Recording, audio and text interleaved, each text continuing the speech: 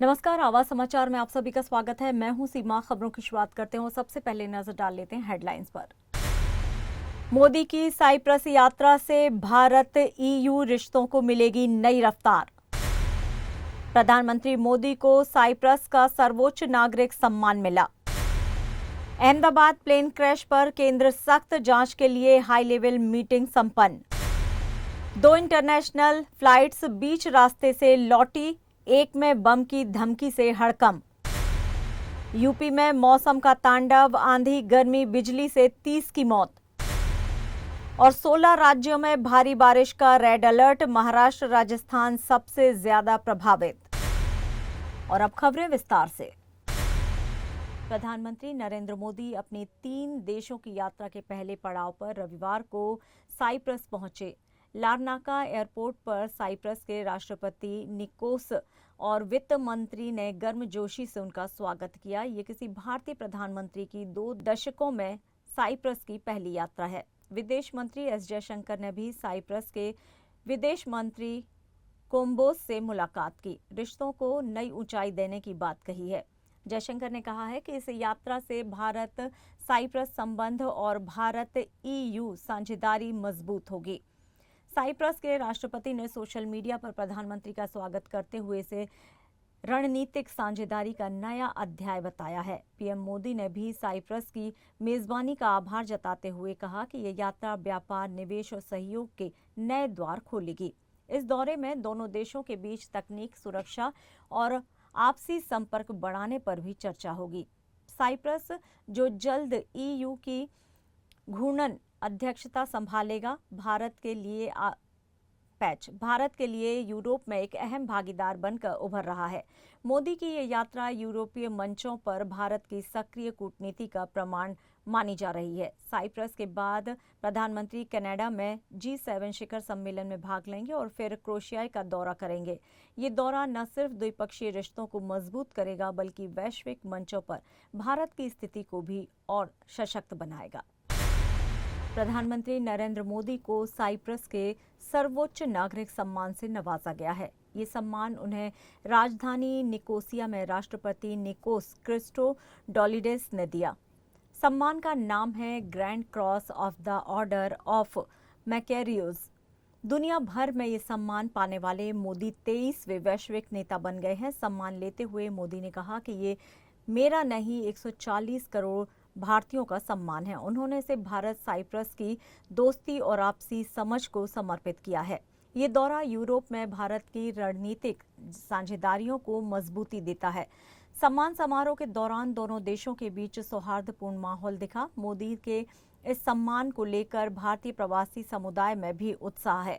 भारत की वैश्विक छवि को ये एक और बड़ी मान्यता माना जा रहा है। अहमदाबाद विमान हादसे को लेकर केंद्र सरकार ने गंभीर रुख अपनाया है। आज दिल्ली में गृह सचिव की अध्यक्षता में बनी उच्च स्तरीय समिति की पहली बैठक हो रही है। इसका मकसद है भविष्य में ऐसे हादसों को रोकने के लिए मानक संचालन प्रक्रिया तैयार करना। सरकार ने समिति को 3 महीने में रिपोर्ट देने को कहा है।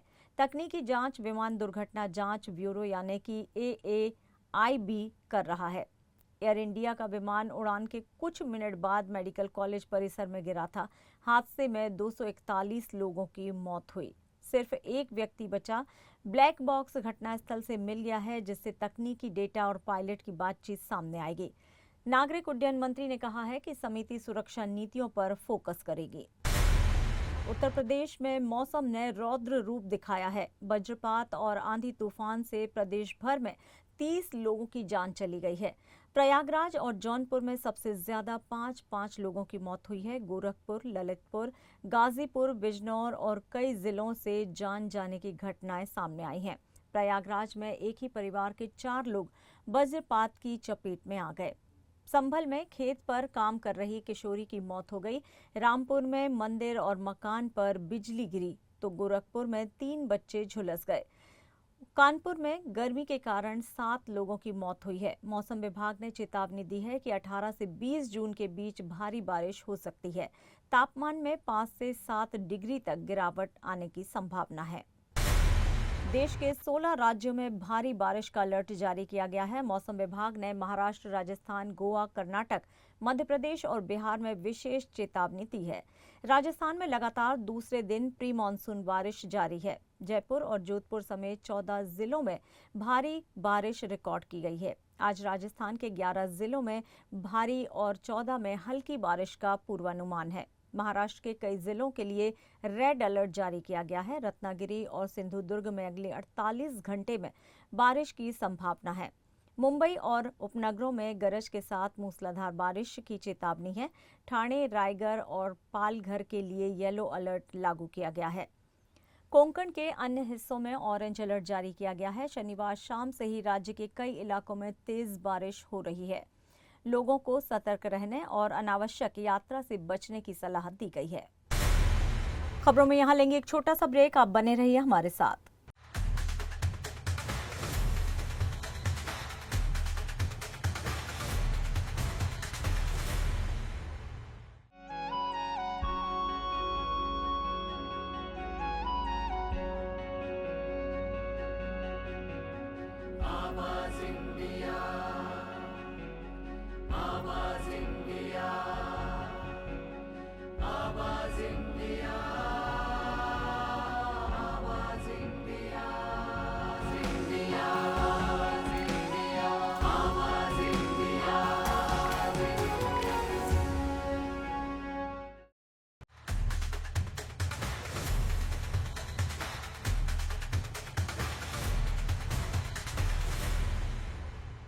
ब्रेक के बाद एक बार फिर से आप सभी का स्वागत है। बढ़ते हैं अपनी अगली खबर की ओर। देश की 16वीं जनगणना को लेकर आज एक बड़ा ऐलान हुआ है। केंद्रीय गृह मंत्री अमित शाह ने सोमवार को इस प्रक्रिया की आधिकारिक अधिसूचना जारी कर दी है। यही नहीं, जातीय जनगणना को लेकर भी अधिसूचना जारी की गई है, जिससे ये जनगणना और भी व्यापक हो गई है। ये भारत की कुल 16वीं और आज़ादी के बाद की 8वीं जनगणना होगी, जो अब 2027 में 2 चरणों में कराई जाएगी। इसके लिए सोमवार को अधिसूचना सरकारी राजपत्र में प्रकाशित कर दी गई है। गृह मंत्री अमित शाह ने कल ही दिल्ली में गृह सचिव और वरिष्ठ अधिकारियों के साथ तैयारियों की समीक्षा की थी। जनगणना की शुरुआत लद्दाख जैसे दुर्गम और बर्फीले इलाकों में 1 अक्टूबर 2026 से होगी, जबकि देश के अन्य हिस्सों में 1 मार्च 2027 को संदर्भ तिथि तय की गई है। इस प्रक्रिया को 2 चरणों में पूरा किया जाएगा। पहले चरण में हाउस लिस्टिंग ऑपरेशन होगा, जिसमें हर घर संपत्ति और उसमें उपलब्ध सुविधाओं का ब्यौरा लिया जाएगा। दूसरे चरण में जनसंख्या की गिनती की जाएगी, जिसमें हर व्यक्ति से जुड़ी सामाजिक, आर्थिक और सांस्कृतिक और व्यक्तिगत जानकारियां एकत्रित की जाएंगी। सरकार का दावा है कि इस जनगणना में डिजिटल टूल्स का इस्तेमाल कर डाटा की गुणवत्ता और पारदर्शिता को बेहतर बनाया जाएगा। जनगणना के प्राइमरी आंकड़े मार्च 2027 तक सामने आ सकते हैं, जबकि विस्तृत डेटा दिसंबर 2027 तक प्रकाशित किया जाएगा। इसके बाद 2028 तक लोकसभा और विधानसभा सीटों के परिसीमन की प्रक्रिया भी शुरू हो सकती है। देश को एक लंबे समय से इस जनगणना का इंतजार था और अब केंद्र की अधिसूचना के बाद जनगणना की रूपरेखा औपचारिक रूप से तैयार हो चुकी है। ये जो वित्तीय सशक्तिकरण हुआ, इसने ये सारे प्रयास को गांव तक पहुंचाने में बड़ी सफलता प्राप्त की है और 15वें वित्त आयोग में 14वें वित्त आयोग के अनुपात में 4 गुना बजट की हमने बढ़ोतरी की है और राष्ट्रीय स्तर पर भी पहली बार राष्ट्रीय आपदा जोखिम प्रबंधन कोष की हमने रचना की। 68,000 करोड़ की अलग राशि इसके लिए समर्पित की है। कई सारे जिलों के जिला आपदा प्रबंधन योजना बनाना बाकी है। क्या हम तय कर सकते हैं कि यहां से जाने के बाद 90 दिन में हर जिला की अपने अपने राज्य में जिला आपदा प्रबंधन योजना बनाने का काम हम समाप्त कर दें? और यहां से बहुत अच्छी गाइडलाइन दी है। हर प्रकार की आपदा के आपके जिले में कौन सी आपदा की संभावना है वो भी दिया है। उत्तर प्रदेश के अमरोहा जिले में सोमवार को एक बड़ा हादसा हो गया। रजबपुर थाना क्षेत्र के अतरासी गांव में खेतों के बीच बनी पटाखा फैक्ट्री में भीषण आग लग गई। तेज धमाके के साथ फैक्ट्री में काम कर रहे 4 महिलाओं की मौके पर ही मौत हो गई, जबकि 6 महिलाएं बुरी तरह से झुलस गई हैं, जिनमें से 2 की हालत गंभीर बताई जा रही है। धमाका इतना तेज था कि आवाज 1 किलोमीटर दूर तक सुनी गई। बताया जा रहा है कि फैक्ट्री का संचालन हापुड़ निवासी सैफुर रहमान कर रहा था। ये पटाखा फैक्ट्री 2 भवनों में बनी थी, जिसमें से एक में विस्फोट हुआ। धमाके के बाद स्थानीय लोग मौके पर पहुंचे और मलबे से शवों को बाहर निकाला। घटना की सूचना मिलते ही डीएम निधि गुप्ता वत्स और एसपी अमित आनंद मौके पर पहुंचे। अपर पुलिस अधीक्षक और मुख्य अग्निशमन अधिकारी भी टीम लेकर वहां पर राहत कार्य के लिए पहुंच चुके हैं।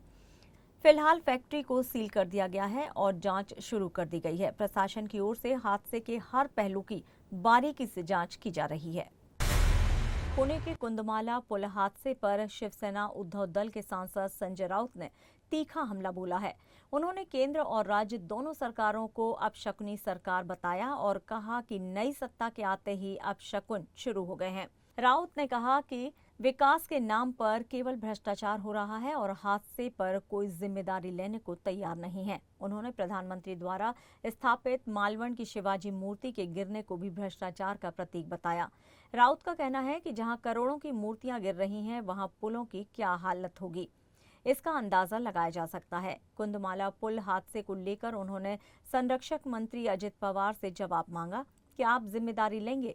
राउत ने ये भी कहा कि इस पुल के लिए केवल 80,000 रुपये मंजूर करना मजाक है, जबकि 10 से 15 करोड़ की जरूरत थी। राउत ने पूछा, अगर पैसा मंजूर हुआ था तो फिर पुल क्यों नहीं बना, पैसा गया कहां? संजय राउत ने हादसे में जान गंवाने वालों के लिए सरकार को दोषी ठहराया और लापरवाही का केस दर्ज करने की मांग की है।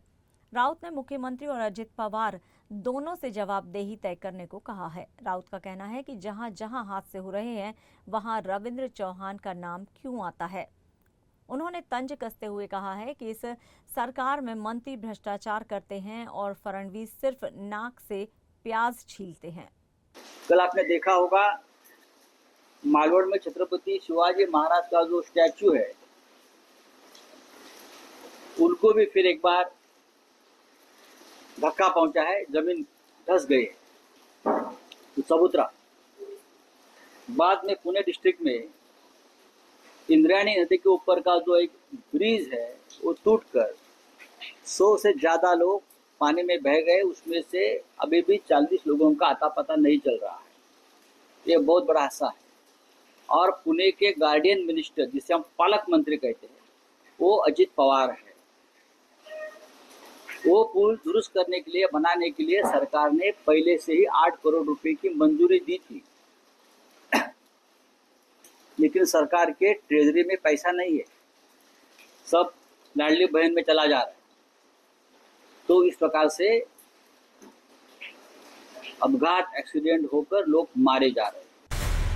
महाराष्ट्र के इंद्रायणी पुल हादसे पर कांग्रेस ने महायुति सरकार को कटघरे में खड़ा किया है। प्रदेश अध्यक्ष हर्षवर्धन सपकाल ने कहा है, ये हादसा नहीं, सरकार की आपराधिक लापरवाही है। कुंदमला का लोहे का पुल पहले से ही जर्जर था, फंड मिलने के बाद भी मरम्मत नहीं हुई। हादसे में 55 लोग बह गए, 4 लोगों की मौत हुई, लेकिन चेतावनी बोर्ड लगाकर सरकार बच नहीं सकती। सपकाल ने मांग की है कि दोषियों पर गैर इरादतन हत्या का केस दर्ज किया जाए। उप मुख्यमंत्री एकनाथ शिंदे ने अब सभी खतरनाक पुलों के स्ट्रक्चरल ऑडिट का आदेश दिया, लेकिन कांग्रेस ने इसे हादसे के बाद जागी सरकार की खानापूर्ति बताया। महाराष्ट्र कांग्रेस के प्रदेश अध्यक्ष हर्षवर्धन सपकाल ने राजकोट किले की छत्रपति शिवाजी महाराज की प्रतिमा पर भी सवाल खड़ा करते हुए कहा, उद्घाटन के 1 महीने में ही चबूतरे में गड्ढा पड़ गया, घटिया निर्माण की पोल खुल गई। इससे पहले भी भ्रष्टाचार के चलते पहली प्रतिमा गिर गई थी, अब फिर वही हालात है। सपकाल ने आगे कहा कि अब महापुरुषों की प्रतिमाएं भी महायुति सरकार के भ्रष्टाचार की शिकार हो रही हैं। उन्होंने कहा कि जब तक सख्त कार्रवाई नहीं होगी, तब तक हादसे और भ्रष्टाचार यूं ही चलते रहेंगे। पुणे के मावल तालुका के कुंडमाला में बड़ा हादसा हुआ है, जहां इंद्रायणी नदी पर बना पुल ढह गया। हादसे में अब तक 4 लोगों की मौत हो चुकी है, जबकि 51 लोग घायल बताए जा रहे हैं। इस हादसे को लेकर महाराष्ट्र नवनिर्माण सेना प्रमुख राज ठाकरे ने कड़ी प्रतिक्रिया दी है। उन्होंने सोशल मीडिया पर टूटे हुए पुल की तस्वीर शेयर करते हुए सरकार की लापरवाही पर निशाना साधा। राज ठाकरे ने लिखा कि अगर सरकार काम नहीं कर सकती तो जनता को खुद सतर्क रहना होगा। उन्होंने मांग की है कि सरकार युद्ध स्तर पर राहत कार्य करे और नागरिकों को कम से कम असुविधा हो। मनसे प्रमुख ने इस हादसे को प्रशासन की विफलता करार दिया है और कहा है कि सत्ता में रहते हुए अनुभव का कोई फायदा नहीं, अगर जमीन पर काम नहीं दिखता। मुंबई एयरपोर्ट पर DRI ने सोने की तस्करी के बड़े रैकेट का भंडाफोड़ किया है।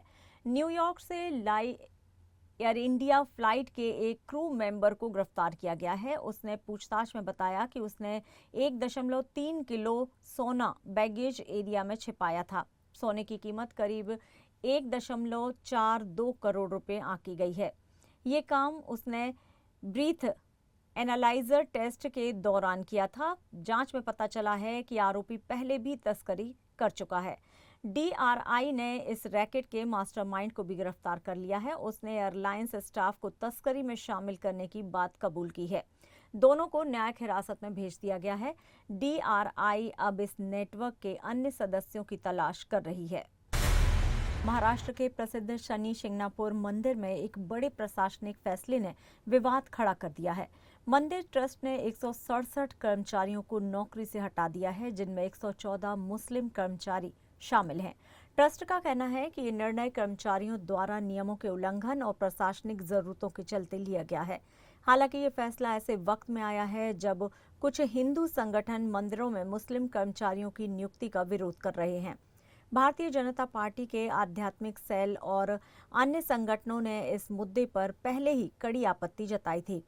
बीजेपी आध्यात्मिक सेल के प्रमुख तुषार भोसले ने भी इस मामले को लेकर खुलकर बयान दिया।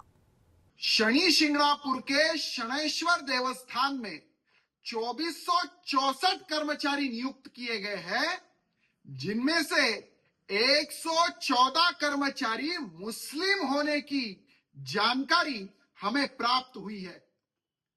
भगवान हिंदुओं की देवता है, देणगी देने वाले दाता हिंदू है और ऐसे में हिंदू धर्मियों के साथ, उनकी भावनाओं के साथ खिलवाड़ कर शनि भक्तों के साथ की हुई ये प्रताड़ना है। इसलिए आने वाले 14 जून को शनि शिंगणापुर में सकल हिंदू समाज द्वारा एक भव्य मोर्चा का आयोजन किया गया है, जिसमें हम सम्मिलित होंगे। यह 114 मुस्लिम कर्मचारियों को नौकरी से निकालना पड़ेगा, लेकिन भगवान शनि देवता के साथ जिन ट्रस्टियों ने यह प्रताड़ना की है, उन ट्रस्टी मंडल के ऊपर भी सख्त कार्रवाई हो, यह हमारी मांग रहेगी। वहीं समाजवादी पार्टी के नेताओं ने इस फैसले पर सवाल उठाए हैं और इसे धार्मिक भेदभाव से जोड़कर देखा है।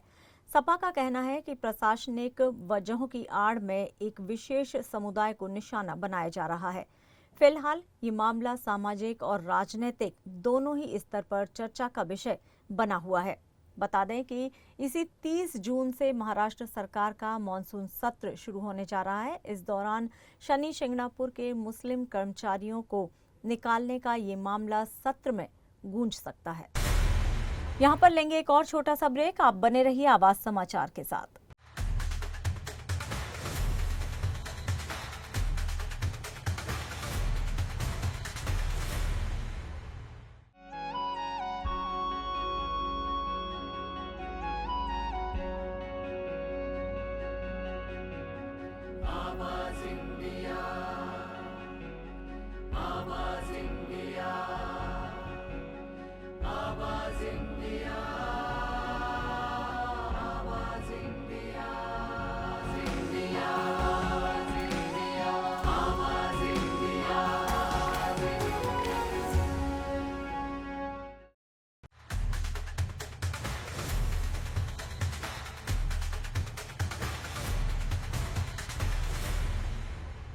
ब्रेक के बाद एक बार फिर से आप सभी का स्वागत है। बढ़ते हैं अपनी अगली खबर की ओर।